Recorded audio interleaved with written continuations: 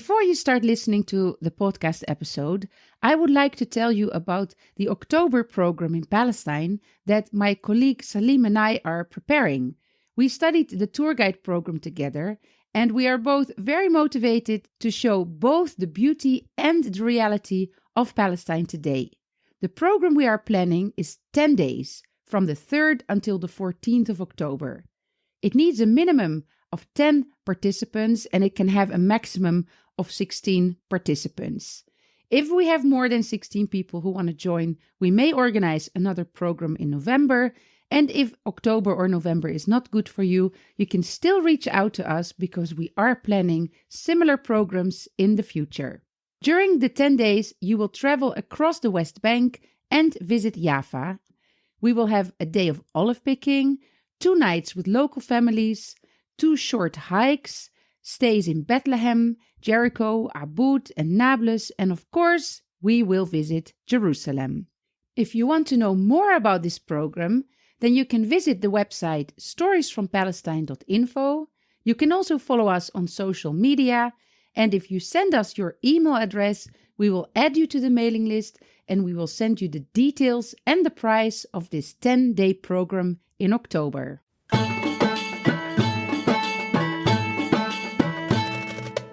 You are listening to Stories from Palestine podcast, a podcast recorded in Palestine and about Palestine. My name is Crystal. I am originally from the Netherlands and I am married to a Palestinian. We live in Beit Safafa between Jerusalem and Bethlehem, and we run Singer Cafe and Al Jisr Bar in Beit Sahur. Before moving to Palestine in 2013, I worked as a teacher and tour guide in the Netherlands. I have a degree in history and in tour guiding and many years of tour guiding experience. Due to the COVID pandemic, tourism in Palestine came to a complete halt, and that's why I started Stories from Palestine podcast in August 2020. This is the 2nd year of the podcast, with every week on Monday a new episode about the history and heritage of Palestine, as well as the reality of life today. I hope you will enjoy today's episode. We are recording this podcast episode on Thursday evening, but on the day of release, it will be the first day of the month Ramadan. And in this month, Muslims all over the world refrain from eating during the day between sunrise and sunset. And when they break their fasting, they usually do that by eating a date. And I thought it would be interesting to talk about this tradition and about dates in general, and specific also Palestinian dates. And by coincidence, last week I received a message on Instagram from an account called Jamileh Dates. And it had an invitation in it to come to check out and visit a date plantation or a date farm in El Auja near Jericho. Now, I have to be honest, when I saw that message, I imagined that I was being messaged by a man. And we've been chatting a little bit up and down. And I said, oh, it would be nice to visit. Let's see in the future. And then I had an opportunity to go to Jericho last week, which eventually didn't happen. But then I texted again, and then I received a voice message back, and that voice message was a female voice. And then I was so surprised to know that this date plantation is run by a woman. And we didn't meet yet. We are going to do that, inshallah, in the near future. But I said, okay, I'm going to ask her to be on the podcast to talk about dates, because I am super excited to speak to a female entrepreneur who is running a dates business. So, Jamileh, welcome to the podcast. Can you introduce yourself? Thank you so much, Christy, and thank you so much for the invitation. So my name is Jamileh Dajani. I'm 50 years old. I'm a wife and a mother of 3 kids. Now they are teenagers, Zaid, Aid, and Layla. I come from Jerusalem, but my project and our date plantation is at Auja, nearby Jericho. It was my husband's hobby to plant the first 50 palm trees. And then the 50 palm trees, now it's a farm run by me and my kids and remotely by my husband. But we are the one who are in charge in Auja, our farm. Thank you for that introduction. Now, let's first start. It's almost Ramadan. Can you explain why do Muslims consume a lot of dates in the month of Ramadan? What is the connection of dates and Ramadan? Now, first of all, we say that it's like the habit that Prophet Muhammad sallallahu alaihi wasallam was breaking his fast always by a date. So this is sunnah. But if you come to the scientific as well explanation and the nutrients that one date has, it can fulfill all the things that you have lose all the day long, especially if it comes in the summer times, as well also in winter time. It gives you all the nutrients where the sugar level in the blood, it will be going smoothly high, and then you will feel refreshed and you can break your fast on a date. So your body will gradually start eating healthy. So this is how it's explained, let's say, health-wise and scientifically wise. Also, a date should be an odd number, not an even, either 1 or 3 or 5.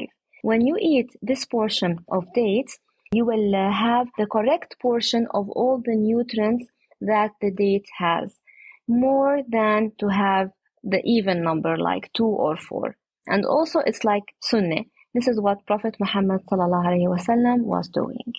Oh, that's interesting, because I usually, when I'm a little bit hungry in the afternoon, I like to eat some dates. So I have to pay attention that I eat either 1 or 3 or 5, not an even number. Yes, as well, when you eat, I read about it, but I'm not sure how far it is correct. But when you eat also the odd numbers, you will have this phosphor, the minerals, the phosphor, in the portion of the 3 dates, or 1 or 5, which can do like an aura around your body. So it's like to protect you from the evil eyes and from the bad spirits, all these kinds of things. Actually, I just remember now when you were talking that when I was pregnant in the last stage, they told me that eating dates will also help me to start with the delivery. Did you ever hear this? Exactly. Yes, I did. Yes, I did. Yeah, it is well known that it's easy also the delivery, and it helps in delivering. Yes. Yeah, because they told me don't eat too many dates in an early stage, but towards the end you should eat a lot. Exactly. Also, I was going to ask you about the relationship with Islam. I know that, for example, the olive tree is named as a blessed tree both in the Quran but also in the Bible. Is there any other mention of the date tree in the Quran? Yes, for Virgin Mary, when she delivered also وَهُزِّي بِجُذْعِ النَّخْلَةِ, means that eat from the food of this holy tree. As well, it's always mentioned in the Holy Quran together with the olive tree and the palm tree, plus also the bee, the honey, and grapes as well. All of them, they grow in Palestine, right? And honey also. Yes, well, honey as well, but still, you can have the beehives nearby the trees of, let's say, the palm trees, the grapes, the wine yards. Do the palm trees need... Well, maybe we should first describe the palm tree before we talk about pollination. Can you describe, for people who don't know, who are from other countries who don't have palm trees, what does that tree look like? Well, according to what I know, they come from the ancient cultivation, and it's believed to have come from the Persian and Arabian Gulf. And it has been cultivated by the Arabs in the Middle East from around 6000 BC. Wow. Yes, but now all the regions of the Arabs, they have a lot of palm trees, and you have in the world around 600 species of dates. Oh, that's really a lot. And for us, the Palestinian date palm trees are mainly known as medjoul. Well, it's called medjoul, not medjoul. Medjoul, it means unknown in Arabic. Because the original of this palm tree is unknown. So that's why the name is medjoul, because the origins are unknown. Yes. The tree, it has a very big stem, and it has leaves. These leaves has thorns. The thorns are poisonous. We should take care of when we work with the palm trees. Yes, it's poison. From the tree, you have female and male. They look the same, they look alike, but then you have the male and the female, and the male produce the pollination, the hormone, and it's carried out and given not through nature or by bees. No, it should be by mankind to pollinate, especially the medjoul, not the other kinds. The other kinds are by nature, they can be pollinated, but especially for the medjoul or the medjoul dates, which is unknown like this, it should be pollinated by man. And each male tree can pollinate or give pollination for 40 to 50 female palm tree. So does that mean that you have more female palm trees? And do they both also give dates? Or is it only the female that gives dates? The female, but the male, it gives the pollination. It gives, let's say, the hormone. We take the hormone, but now we buy the hormone because we have just one male palm tree, which is just enough, and sometimes it's not enough for 40 to 50 palm trees. So we have to buy the pollination from a farm which has just male palm trees. So we buy the pollination from them, let's say the hormone. Also added to it several things. So when the worker comes and he goes up to the tree and he goes and give the hormone for every female. And this round, it's made once and twice and 3 times. So to make sure that all the trees are pollinated and they have the hormone. So afterwards, we will have the clusters, the dates. Can you describe that? Because I'm really curious. First of all, how does he get up in the tree? And then what does he do? Does he use a brush or does he spray it? And where? Like, are there blossoms? Or where does he bring that pollination hormone? So I will first tell you about the date season. So the date season, it begins early in the year when we clean up all the trees after the end of the dormant period by dethorning the date fronds. It has thorns. These thorns are around 8 to 10 centimeters long, and imagine they can easily pierce through a tractor tire. So we have to make sure about these thorns when we work with the dates. So as I told you, the date palms are unique. They are either, as I told you, a male tree or a female tree.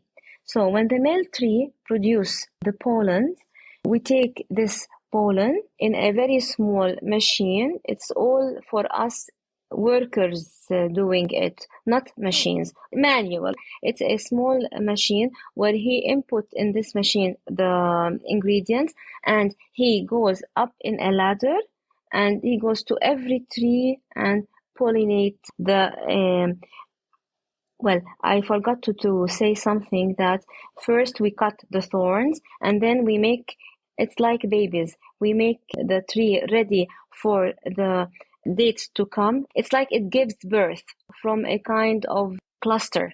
It opens and then we can see from the cluster that it's like green, yellowish, small, fine ropes. And then on these strands, it's like strands, the buds will come. The bud, it's the dates. So once we have this kind of bud, we go up and then we give it, let's say, to boost and to make sure that it will be a date. It's exactly like an embryo. It's like making a baby in a womb. Wow, there's a big comparison you can make. Actually, you have the male and the female and there is the fertilization. Yeah. It is, especially also for Jamileh dates. I have 3 children and the 4th are my dates, are my palm trees. I'll tell you after that when it's there, we have to take care of the strands. Also, we have to take care and make sure that every strand has a number of buds in order to make sure that at the end we have the premium dates that we would like to give to our clients and our customers. Yeah. Do you have any idea? I mean, maybe this is a tricky question, but how many dates you can harvest from one tree? You can harvest from 70 to 100 kilos. Wow. Yeah, you know that the medjoul dates, or let's say, I'm talking about the medjoul because it's the well-known Palestine, and worldwide it's very famous and all people would like to have it. That it comes on the same bunch, the different sizes, different classes, and different, like from the small size to the super jumbo, and from the class 3 to class 1. How we can differentiate and how we can see the difference? It's with the amount of air inside the fruit, and as well the size, how much it weighs. So there is an official classification for that. Yes, it has an official classification for this. Yes, it has. Like, for example, the super jumbo, the biggest one, it's the class 1. It should weigh more than 30 grams, and the air should be less than 0.5%. And the more it doesn't have air, the better it is. And the climate in the Jordan Valley and in Palestine is very suitable for these kinds of plantation, the date plantation. First of all, the temperature, it needs a dry, hot climate. As well, it's the most oxygenated place in Palestine. So that's why our dates are very special, because it's very oxygenated. It has a lot of oxygen. As well, it's watered either from the water spring at Auja, we have a water spring, or from the well. Now, also something to talk about the palm tree, that it can bear the salty water. Sometimes the water from the well is salty, so it can bear. It's really a very unique kind of tree that it can bear. Though the citrus trees, they cannot bear salty water. But I would tell you something, that there is a difference between the Palestinian dates and the settlements dates. Our dates are watered by pure water, either from the water spring, as I mentioned before, or from the well. Though the settlements dates are watered by treated water. So it's a treated water, and they water their trees with this kind of water. There is a difference in taste. You can see the difference. But also, what makes the Jamileh dates also special, we keep our dates on the trees until they are ripened. When they grow as a date fruit, every bunch is put in a muslin bag, and then it's wrapped. The harvest period of time is September and October, when it's very hot. So we wait until the ripened dates that are ready to be collected, they drop in the muslin bag, and then the worker, he goes up in the ladder with a bucket and he collects it. We should not shake our cluster or the bunch of the dates, because they are not ripened, they are not ready to be collected. It's like the baby, when it's ready to give birth, it will come. Yeah. Yeah. When the time is there. Yeah. When the time is there, yes. The harvest time is in October. September, October. So how long did they grow, like from the pollination until the harvest? We start pollinating our trees in March. So it's a process. It's from, let's say, January. Every month you have something to take care and do for the process of date plantation. Yeah, it seems that even the date needs almost as much time as a woman to bear the baby, 9 months. The same for the date. Exactly. Yeah. And also, I will tell you something. the female, it also gives birth like the human beings. So every female, it has offshoots from it. Like for our palm trees, date palm tree, we started with 50 palm trees. Now we have 150. These 150, it's the offshoots of the female, the mother. On the side, you mean, down from the stem? Yes, on the sides. And then you cut them loose and you replant them? Yeah, but it's a process, and you have to keep it on the mother until they are ready to be separated. It's like teenagers when they are 18 and they are adults. Yeah, exactly. How old can a date tree become? 100 years. And what happens after that? They die by themselves? Yes, and the peak of producing dates are the first 15 years. It produces dates, but it's the peak. And if you want to start a date plantation, there are date plant nurseries where you buy your first plants from, or how do you start something like that? At the beginning, yes, it was a nursery. But now, if you go to the Jordan Valley, first it was to get a date palm tree, it was very expensive. It was more than $100. Now there are a lot of lands planted by date palm trees. So now you can get it for 60 shekels. Oh, wow. Yeah, that's Yes. a big reduction. Yeah. Do you have any idea how many date farms there are in the Jordan Valley? It's almost 20,000 dunams, and you have from nearby Jericho until up north around 150,000 date palm tree. 150,000, yes. We talked about it a little bit before, but you have Palestinians who have their own date farms, but then you also have Israeli settlers who moved into the Jordan Valley, and that area is very good for planting date palms because it's very low. So there is another oxygen level, which is really good for the plants. And there is sufficient water. But these Israeli settlers are in Area C, which means it is West Bank. It's part of the Palestinian West Bank. But in the same time, it is under Israeli military control. And these settlers move in there and they use the land and the water to have date farms.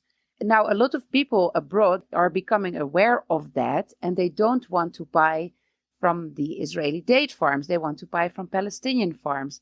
But they say it is sometimes very hard to distinguish where the dates are coming from because the settlers realize that, and they are now saying that they are coming from South Africa or from other countries. So how do people in Europe and America make sure that they have actual dates from Palestinian date farms? For us, for the Palestinians, you have a lot of obstacles to export our dates. But nevertheless, we are exporting our dates through channels. There are big companies from the Palestinian side working with the date sector, and they have their own hubs in Europe, let's say, in the USA. You can find the boxes and as well the dates. It's written on it, it's a product of Palestine or produced in Palestine. But I cannot also deny that maybe for the Israeli sides, it's easier and it's less costly for them. For us, it's more costly because you have to have back-to-back and you have to pay extra cost for exporting. So there are. For me, I'm not exporting. For me, as a small farmer of date plantation, I cannot have a big factory to classify my dates. So I have partners, Palestinian partners, where I do the primary work at my farm with the help of the Palestinian women, and then I carry all my dates that are ready to first to be fumigated and then to be classified and put in my boxes in a factory. So they are also helping the small farmers. Themselves, they export their dates. And sometimes it's a channel for me They buy from me my dates and they export it to the world. You said a word that I didn't know, fumigate? Yes, fumigate. Now, for the dates to be kept, sometimes insects, ants. It's not like tomatoes or let's say oranges or it comes in a box. You have a lot of varieties in the same box. The yellowish, the rotten, or sometimes there are ants. It's very sweet. Sometimes the ants go inside the muslin. So in this fumigation, that it's 100%, let's say, health-wise, it's food graded, they make sure that the dates are fumigated. So if there is any ants or these kinds of things, we get rid of it. Yeah, now I remember sometimes when I have a box of dates, especially when I leave them for a longer time, I don't eat them and then I open it. And then there is sometimes a date that when you eat it, you feel that there is something strange inside. And then you open it and then there's all these like little, I don't know how to say it, but it's as if it was eaten from inside maybe, or the pit inside just is disappearing. Do you know what I mean? What this is? I know exactly. I will tell you a tip, my dear. First of all, don't leave your dates, especially the medjoul dates, outside of your freezer. They should be kept in the freezer, and this is what we do. It will stay fresh for 1 year, 2 years, and 3 years. Nothing will happen. I'll tell you why. Because the medjoul date, it was genetically modified by a human. So it's not by nature. From that aspect, you should keep it in the freezer. In the freezer, not in the fridge. Yes, not in the fridge. And this is what we do. Now, before the corona, let's say, I didn't have any big fridge to keep all the harvest, let's say 2 tons or 3 tons or 6 tons.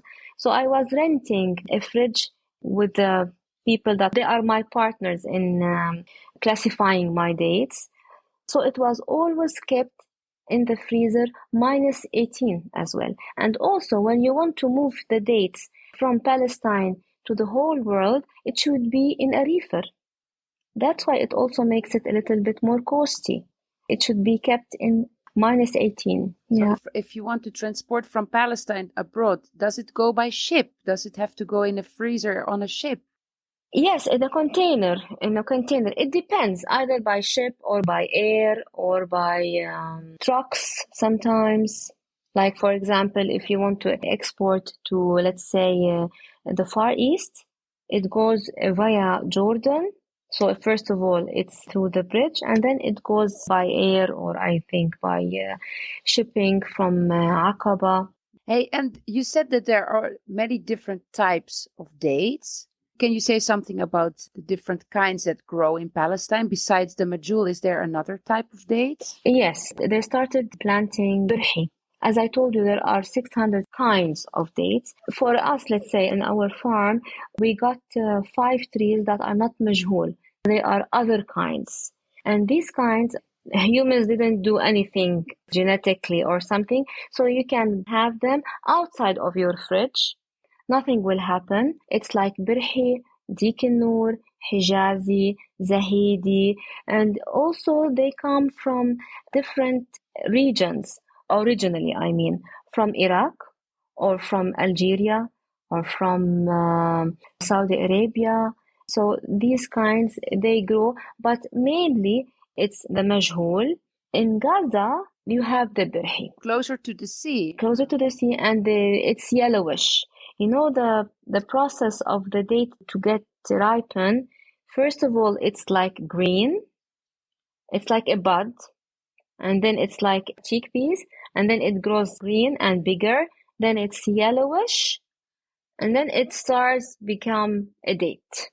So birhi, we eat it and they sell it when it's yellowish. Do people also use these in Ramadan, or it's very uncommon to eat that? When it's usually the brown dates that we eat, and sometimes yes, sometimes they can eat the birhi, the yellowish. But no, in Palestine, it's the medjoul. So now it's the season as well.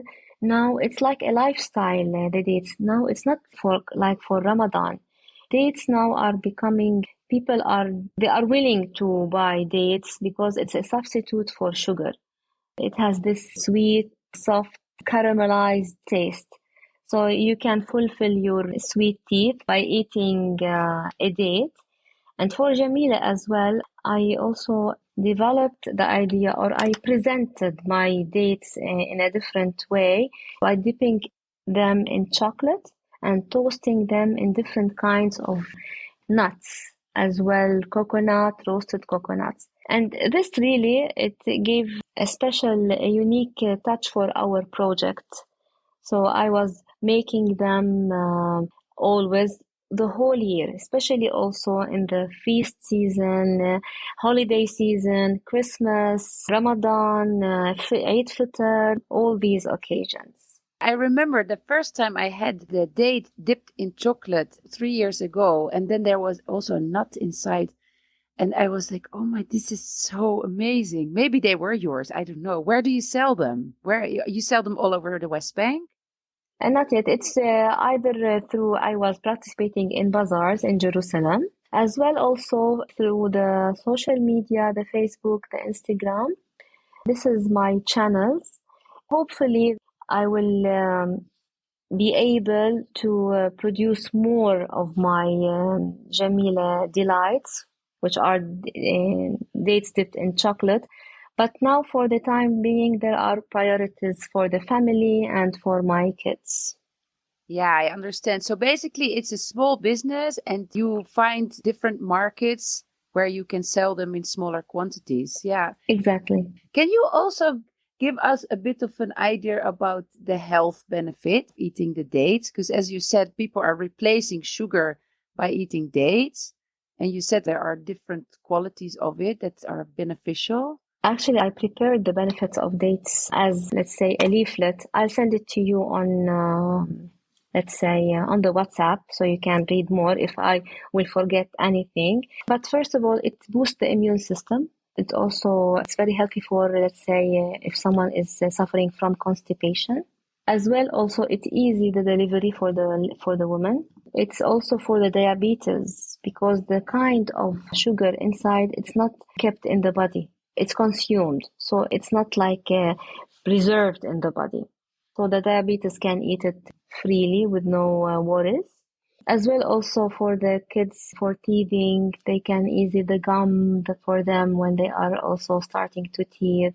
As well, the teenagers that are willing to build muscles and also to eat healthier, they can grab dates with them with nuts, so they can have the sugar and the energy with the omega-3 all together. What else? It's also to break the fast, so you have a stable sugar level. It's very good for the bones. It has potassium. Besides just eating dates just like that, are there other products that people do with dates? I know sometimes I find in the supermarkets here date syrup and date paste. What do you do with those? You can do a lot of things with the dates, with the fruit itself, as well also with the tree. Like for the tree, you can do from it silage. It's like food for the animals from the leaves. You can also use to do baskets, a nice baskets where once when you come to my farm, you will see them. As well, the dates itself, you can eat it, and you can make from the date molasses, the date syrup. As well, also from myself, I make date paste. The date paste, it goes into our Palestinian sweets a lot.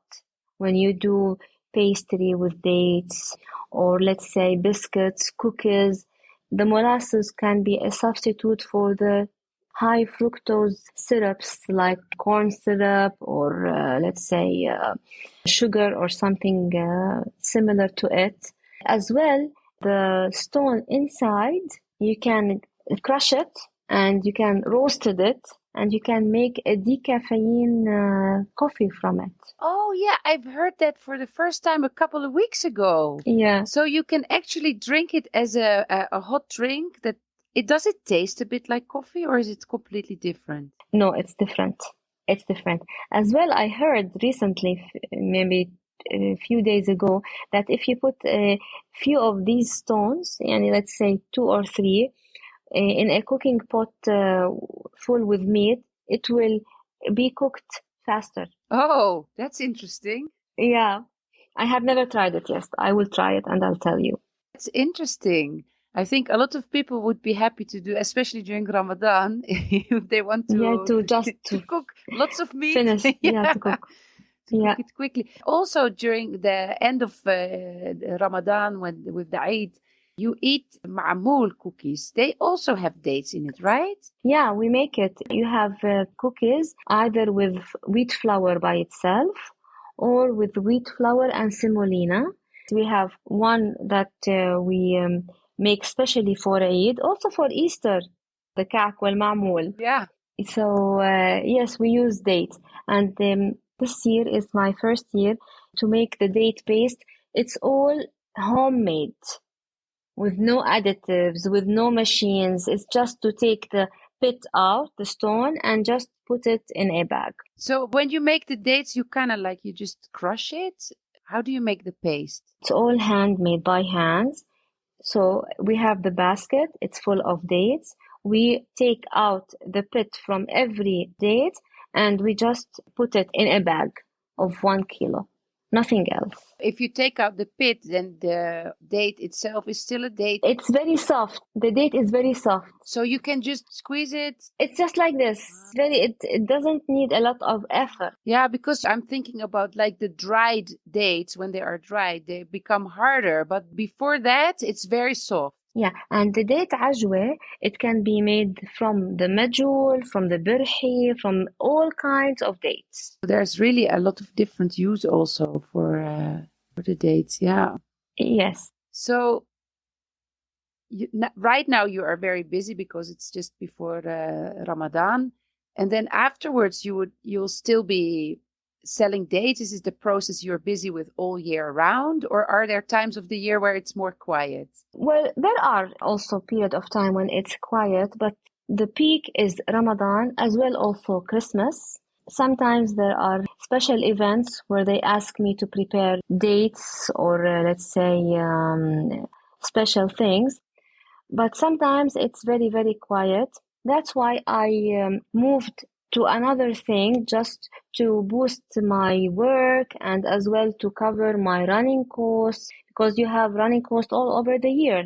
So especially also during Corona, I started thinking about agritourism. People wanted, when it was a little bit less regulations, they wanted to go out. So when they wanted to go out, they will visit nature. That's why I presented my farm and my work for them to have the chance to come and visit my farm, to hear about the date plantation, to have a cup of coffee with a date or a cookie, paying a very small amount of money, but just to, like an entry fees. Actually, before Corona, we were hosting small groups from Sweden. They were a group of, let's say, 10 to 15 professors coming from the universities via the Swedish Christian Center in Bab el Khalil. So we were arranging together.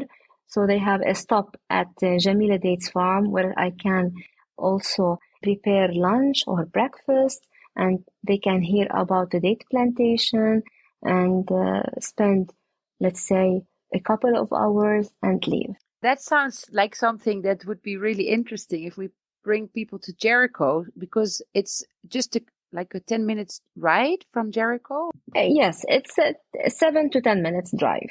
But if people wanted to do that, they'd have to arrange it with you in advance because you are not always there, right? Yes, I'm not always there because I live in Jerusalem and my kids are going to schools in Jerusalem. All in the core of my life is in Jerusalem, but my dream life, let's say, is in Awaja. Yeah.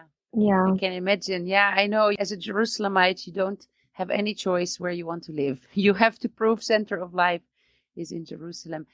My last question for you is, I'm curious, are you the only female date farmer that you know of, or are there others? And how is it? Because I think it's a man's world. So I'm just curious about that. Yeah. Exactly.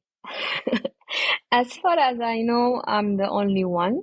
And as I told you, it started as a hobby.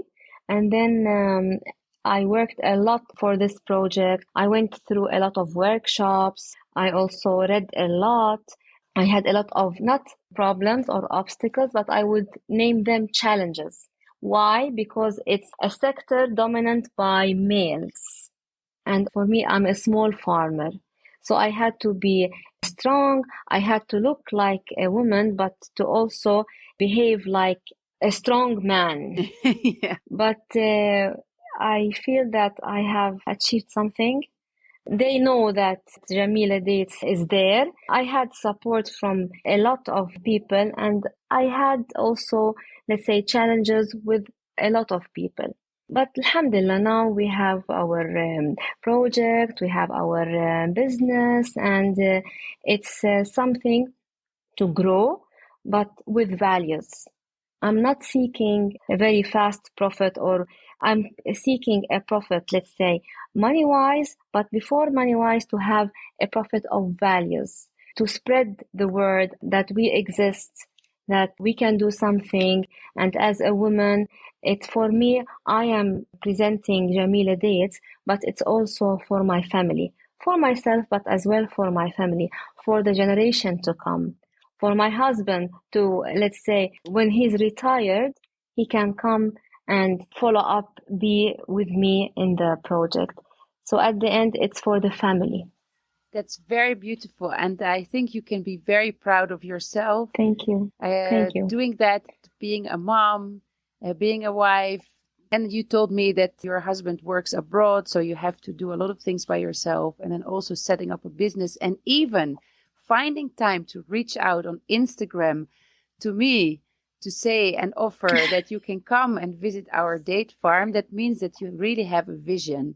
So I wish you really all the best in this project. I will put some links in the show notes of the podcast for people so they can check out your Instagram, where they can see a little bit more. There are some videos and photos there. And when people sign up for visits to Palestine, especially we have the October program planned with Salim. We are going to Jericho, so we are planning to come and visit you. Yeah, ahla wa sahla. Ahla wa sahla. That would be amazing. Yeah, I'm looking forward, but I would like you to come and see it in real. On short notice. In real, yes. inshallah.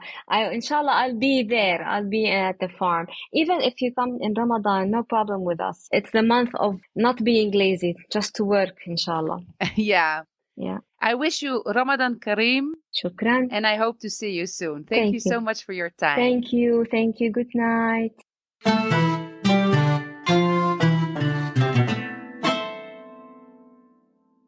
Thank you for listening to Stories from Palestine. If you enjoy the podcast, then here are several things you can do to support the show. Tell your friends about the podcast. Share some of the social media posts on Instagram or Facebook. Start following the YouTube channel. You can also hear the podcast audio there.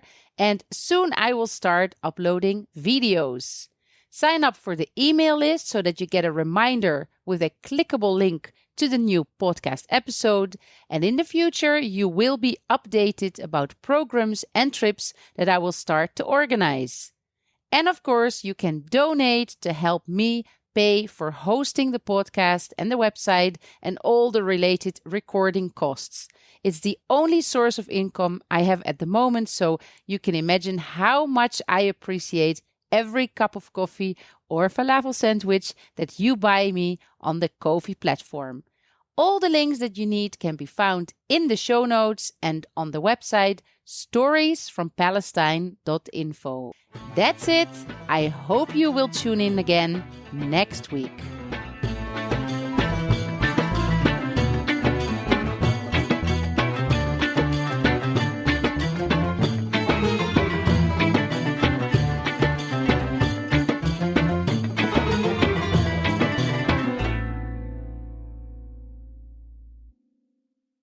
If you enjoy listening to Stories from Palestine podcast, then I think you will also enjoy listening to my favorite podcast, which is called Jerusalem Unplugged.